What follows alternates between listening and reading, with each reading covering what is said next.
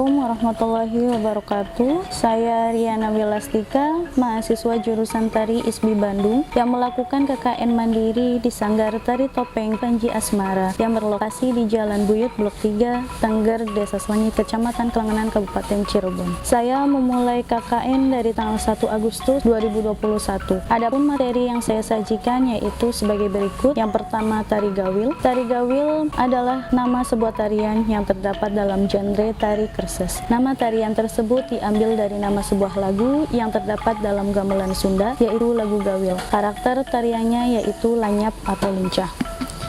Yang kedua ada tari jaipong adu manis.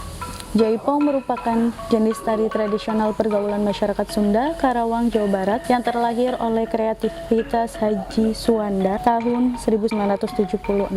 Yang ketiga ada tari topeng tiga wanda. Yang pertama ada pamindo, yaitu memiliki karakter ladak, berwajah anak-anak yang ceria, lucu, dan lincah. Gerakannya gesit, menggambarkan manusia yang beranjak remaja. Yang kedua ada tumenggung, menyimbolkan kedewasaan dan bijaksana. Wandanya menyiratkan seseorang yang pemberani dan berwibawa. Yang ketiga ada kelana. Tari ini biasanya ditarikan pada akhir pertunjukan, menggambarkan tentang manusia yang serakah, kasar, dan tidak bisa mengendalikan hawa nafsu. Wassalamualaikum warahmatullahi wabarakatuh.